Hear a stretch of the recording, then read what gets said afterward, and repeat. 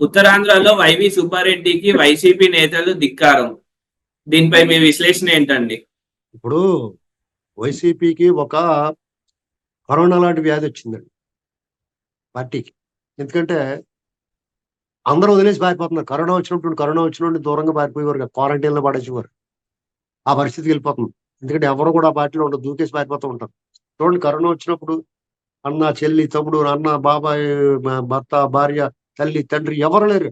మానవ సంబంధాలు దెబ్బతినిపోయినాయి, దూరంగా పారిపోయారు. ఇప్పుడంతే ఇంత దుర్మార్గాలు చేసింది, అరాచకం చేసి పార్టీ ప్రతిష్ట మంట కలిపేసిపోయి ప్రజల పట్ల విముఖత వచ్చేసి ప్రజల్లో బాధ్యత లేకుండా వ్యవహరించి ఆ పార్టీలో ఈ ప్రజాగ్రహాన్ని, ప్రజా వ్యతిరేకతని తట్టుకోలేక వీళ్ళందరూ దూరంగా పారిపోతున్నారు.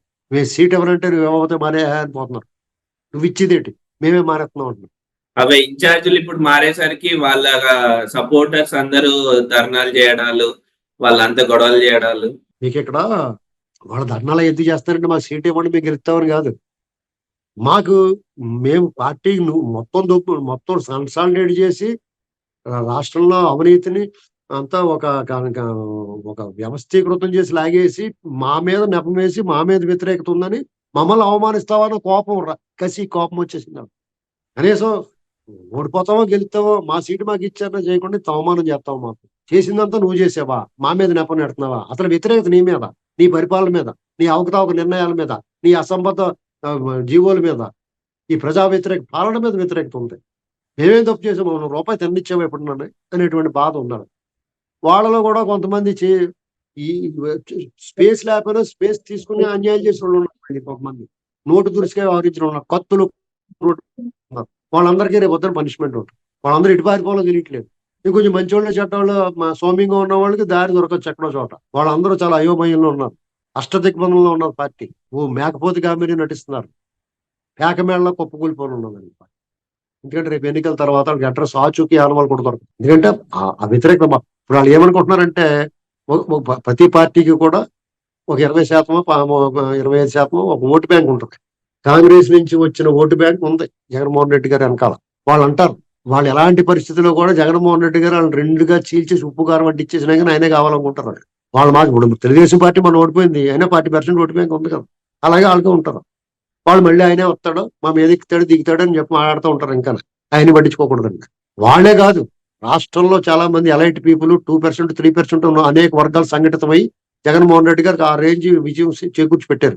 వాళ్ళందరూ పారిపోయారు. బతుకు భయం, బిక్కుమంట బతుకుతున్నారు. ఈ గంట గడిస్తే చాలు అన్నట్టు ఈ రోజు గడిస్తే చాలు, ఈ రోజులు ఎప్పుడు గడుస్తాయి, ఈ టెన్యూర్ ఎప్పుడు ముగుస్తుందా, ఈ పీట ఎప్పుడు విరగడవుద్దా అని చూస్తా ఉన్నారు వాళ్ళంతా. కాబట్టి ఈ తెలుగుదేశం పార్టీ, జనసేన పార్టీ అనేటువంటిది ఇవాళ బీఫామ్లు వచ్చినోడు ఎవడన్నా అదృష్టవంతుడు ఎమ్మెల్యే. మామూలుగా ఎన్నికలు జరిగి లెక్కింపు జరిగి అప్పుడు ప్రకటించాలి మామూలుగా అయితే కాదు. ఈసారి బీఫామ్ వస్తే చాలు ఎమ్మెల్యే. జగన్మోహన్ రెడ్డి గారు ఈ ఏళ్లలో కూడా అష్టదరిద్రుడు ఎవడన్నా ఉంటే పోతాడు. అయ్యి కూడా సింగిల్ డిజిట్ జగన్మోహన్ రెడ్డి గారు 1 నుంచి 9 లోపల వస్తాయి అంతే. అసలు ఆయన సీటే డౌట్.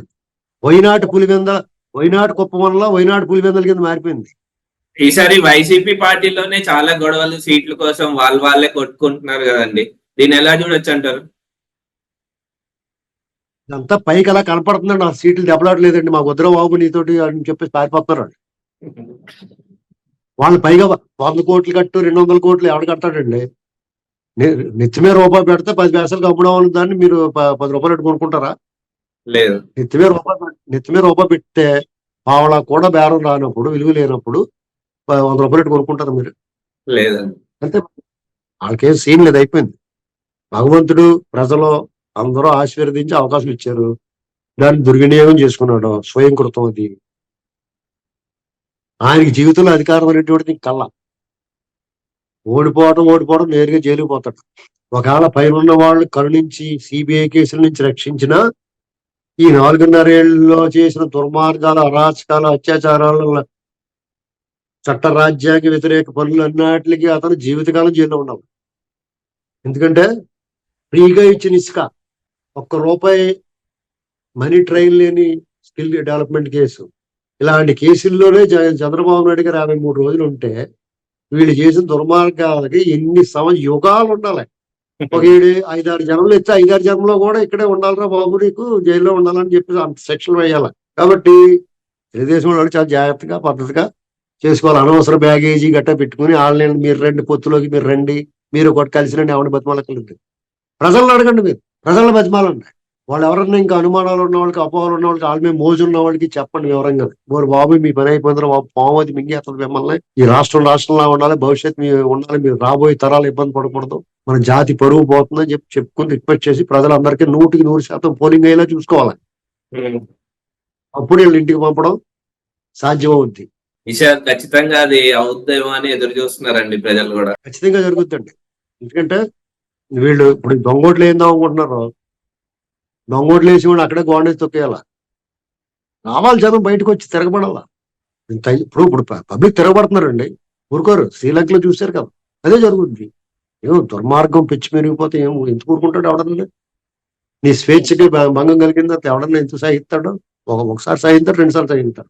పిల్లిని గదిలో పెట్టి బంధిస్తే ఊరుకుంటుందా? అదే జరగబోతుంది. ఓకే అండి, థ్యాంక్ యూ.